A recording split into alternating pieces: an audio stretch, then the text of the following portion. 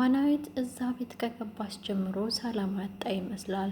ቤቱ ቢደፈርስም ነገር ግን ሕፃን መክቤል ምንም አይነት ነገር እንዲደርስባት የማትፈልገው አማናዊት ሁልጊዜ ተንኮልና ሸር በላይቷ ላይ የሚያዛብብባት እናቴ እያልሽ ጥሪኝ የምትለው ማክዳ ግን በሸርና በተንኮል ስለተሞላች አባቷን እንኳን ለማውራት ስትፈልግ ማክዳ እንዳታወራ በጆሮዋ ብቅ ብላ አባትሽን ነው የምገልብሽ፣ አንድ ነገር ብትናገሪ አለቅሽም የምትለው ማክዳ አሁንም ከአማናዊት ጋር ግብ ገጥማለች። አማናዊት እዛ ቤት ምንም አይነት ነገር ባይኖራትም ነገር ግን ሕፃን ማክዳን ትወዳታለች። ሕፃን መክሌትን ማለት ነው። ሕፃን መክሌትን ትወዳታለች። መክሌትን በመውደዷት ደግሞ ያቃጠላትና እርር ያደረጋት በሻንጣ ልጅቱን ልትሸጣት ያለችው ማክዳ ምንም አይነት ተንኮል ባያጣትም ነገር ግን ማስመሰልና ድራማዋን ቀጥላበታለች። አማናዊትም በአደራዋ መልኩ አማኗን እየተወጣች ነው። የአደራ ልጅ ናት የተባለች መስል ሁልጊዜ የምትንከባከባት አማናዊት አሁንም ገለናል ብለው ወደ ቆሻሻ ወይም ወደ በጣያ ቦታ የጣሏትን አማናዊት ተነስታለች። አማናዊት ባይጥሏትም ያደረጉት ምንድን ነው? መኝታ ክላስ ነበረ። ልጅቱ መኝታ ክላስ ብትወድቅም ይህን አንዘፋስፈው ወስደው ራሳቸው መኝታ ክላስ አድርገዋት ነበረ። ማክዳና ዳጊ አይነ ስውር አይደለም። አይነ ስውር እንዳልሆንም አማናዊት ነቅታበታለች። ከዚህ በፊትም ሲጋተቱ እጅ ከፍንጅ ያሰቻቸው አማናዊት አይነ ስውሩ እያለች ትቀልድበታለች። ነገር ግን አይነ ስውር ያልሆንከውን ሆንኩ ብለህ የገባኸው ለምንድን ነው ብሎም ጥያቄ አቅርባለታለች። ለዚህ ጥያቄ ቀኑ ሲደርስ መልስ እሰጥሻለሁ ያለ ይመስላል። ልጅቱንም በሻንጣ አድርጋ ልሽጣት ለምን እንደነበረ ጥያቄም ጠይቃው ነበረ። እኔ ለምን እንደሆነ አላውቅም፣ ማክዳን ጠይቃ ሲል ይመልሳል። ማክዳን ቢጠይቃ በውስጡ ግን እያብሰለሰለ ልንገራት አሁን ወይስ በሌላ ጊዜ እያለው ሁሉን ነገር ያብሰለስላል። ምንም ነገር መደበቅ አልሆነለትም። ምክንያቱም አማናዊትን ወዷታል። ማንኛውም ወንድ የተባሉ በሙሉ ጀግና ሴቶችን ይወዳሉ። ቆራጥ፣ በዓላማዋ የጸናች ትኩረት ያላትና ለሰዎች እውነትና ሀቅን የምትናገር ሁሌም ሀቅ አሸናፊ ናት። ብዙዎቻችን ግን በምድር ላይ ስንኖር እውነትን እጥብ አድርገን ብልት ጥጥት አድርገናታል። እውነትን ስንናገርና እውነትን ስናወራ መቀበል ይከብዳቸዋል፣ ያንገሻግሻቸዋል። እውነት ራሷ አንቃ ጉሮሯቸውን ስትይዛቸው ለመቀበል እጃቸውን ይዘረጋሉ። ጊዜው ካለፈ በኋላ ቢሆንም ቢነቁ ያንን ነገር ግን ለመመለስና ለማግኘት በጣም ያዳግታቸዋል። ይሄ ነው የሆነበትም የሕፃን መክሌት አባት እስካሁን እቤቱ ምንም ነገር ጉር ሲሰራበት ያልነቃው አማናዊት ከመጣይ በኋላ ግን አይኑን ገልጻለታለች። ልጅቱ እስከ ዛሬ ስትሰቃይ የነበረው ዶክተርም ጋር ወስዷት ጭንቀት ነው እያለ የመለሰለት የማክቤል አባት ለግላጋ ወጣት ነው። አንዲት ልጅ ናት ያለችው። እሷንም ተንከባክቦ በስነ ስርዓት ማሳደግ ይፈልጋል። በዚህም ሞግዚት ከዚህ በፊት አልቀጠረላትም። እንደ ልጇ አድርጋ ታሳድጋታለች ብሎ ያገባት ማክዳ ሁልጊዜ ጸጸትና ሩሩ ወደፊት በሚሰማት ሁኔታ ልጅቱን ታሰቃያታለች። አንቺ ዲቃላ እያለችም ትመታታለች። ነገር ግን ከዕለታት አንድ ቀን ባይኑ ያየው የማክዳ አባት ይሄን ነገር መቀበልም ማመንም አቅቷታል። አማናዊት ትክክል ናት፣ ይሄ ቀጥተኛ መንገድ ነው ብሎ ያስባል። አማናዊት የምታደርገውን ነገር ጠንቅቃ የምታውቅ ለግላጋ ወጣት ናት። ኑሮዋና መኖሪያ ወይም ማደሪያዋ ወይም ማደጊያዋ በረንዳ ቢሆን ከኋላ የራሴ ታሪክ አለኝ የመሰለ ብላ የምትናገረው አማናዊት አቶ ማክዳም ወይዘሪት ማክዳም ፊትሽን ካልተኮስኩልሽ በከዋየ በማለት ትናገራለች። በነገራችን ላይ አማናዊትን አለማወቋ ነው።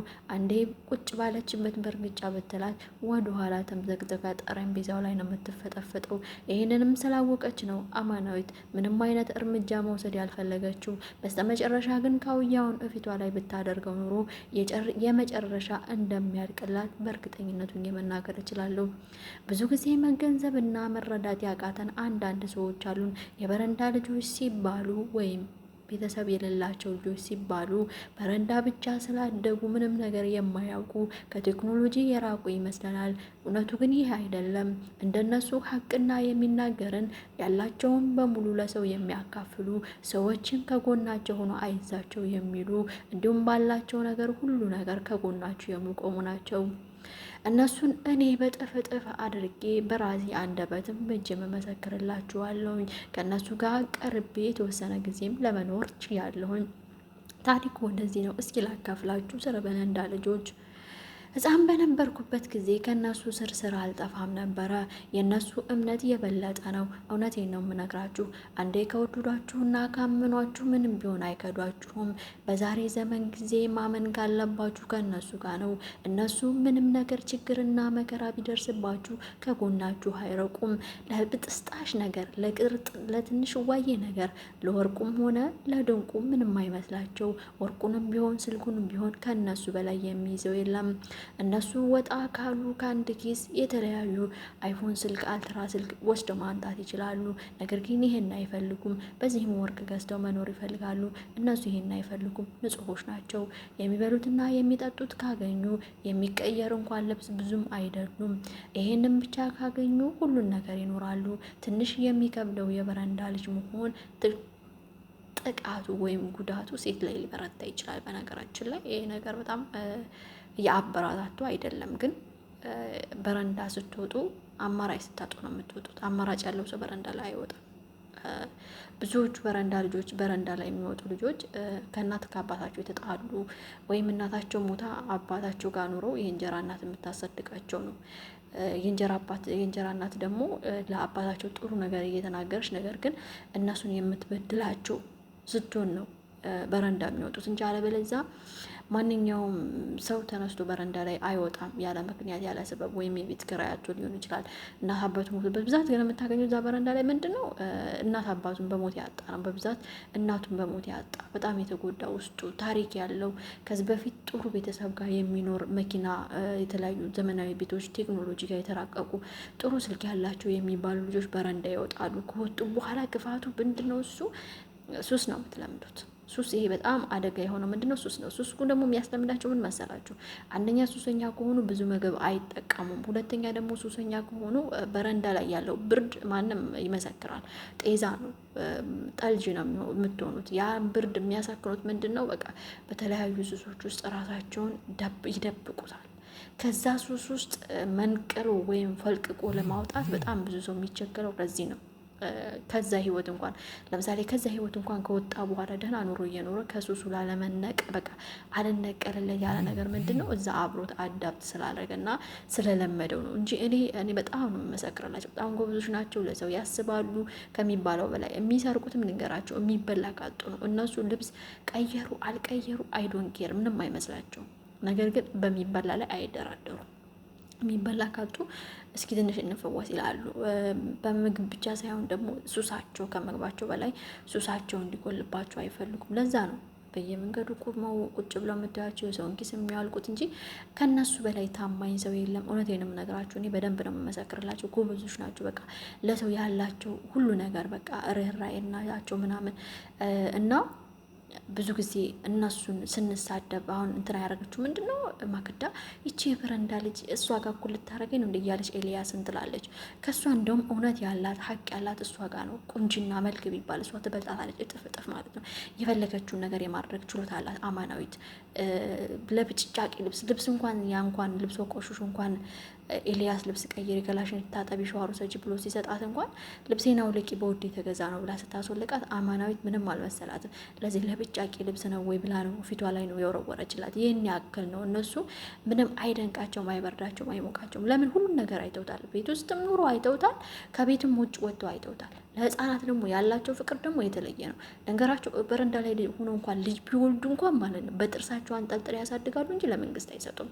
እንደውም በጣም ጥጋበኛ ይባሉ ዘመናዊ ቤት የሚኖሩት ምንም የሚሉት ጓደኛ፣ ፍቅረኛ የሰው ልጅ ከወለዱ በኋላ ቆሻሻ ላይ ይጥላሉ። እነሱ ግን አይጠሉም። በጥርሳቸው አንጠልጥለው አሳድገው ከቻሉ ያስተምራሉ። ካልቻሉት ደግሞ እዛው እንደነሱ ሱሰኛ ሆኖ እዛ ይቀመጣል። ወይም ጥሩ ልጅ ከሆነ ደግሞ ከነሱ የተሻለ ከሆነ አይምሮ የበሰለ ከሆነ ከሱሰኛው ወጥቶ ጥሩ ቦታ ሊደርስ ይችላል። በጣም ጎበዞች ናቸው። እኔ ስለማውቃቸው ነው በደንብ የምመሰክርላቸው ማለት ነው። እና እኔ ባልኖርም ለበረንዳ ልጆች ጋር ባልኖርም ግን በደንብ አውቃቸዋለሁ። ታሪኬ ከእነሱ ጋር ትንሽ የተገናኘ ቢሆንም ወደፊት አውረዋለሁ ኢንሻአላህ በሰፊው ማለት ነው። ጎበዞች ናቸው እነሱ። እኔ በጣም ከማደንቃቸው ካራክተሩንም በደንብ ተጫውተዋለች። የምታረገው አክቱ በቃ እዚያ የነበረችበት ነው። ምናልባት ወደፊት ካራክተሩን በደንብ ስትጫወተው ይሄ አቦ ወደዛ ምናምን የምትለውን ነገር ይወገዳል ብዬ አስባለሁ። ለምን አሁን አዲስ ስለመጣች ከበረንዳ ላይም ይህ ነገር ነው የሚሆነው። መጨረሻ ላይ የምትዋረደው እንግዲህ ማክዳ ናት። ማክዳ መጨረሻዋ ዘብጥያ ነው፣ ምንም ነገር የለውም። ወይ ትፋታለች ወይ ዘብጥያ ትወርዳለች። ህፃን ማክሌትን በጣም ታሳዝናለች። ይሻለ ህፃን ማክሌት ደግሞ የተሻለ ህይወት እንደምትኖር ተስፋ እናደርጋለን። አጉቷ ቴዲ ደግሞ የተሻለ ነገር ያደርግላታል። እንግዲህ ህፃን ማክሌት ድራማዬን ይመስል ነበር። በጣም አጓጊና አሜዚንግ የሚያደርግ ነው። ላይክ እና ሰብስክራይብ፣ ሼር፣ ኮሜንት እያደረጋችሁ ተመልከቱት። ላለው በሚቀጥለው ክፍል እስከምንገናኝ ቸርን ሰንብት። አሰላሙ አለይኩም ወራህመቱላሂ ወበረካቱ።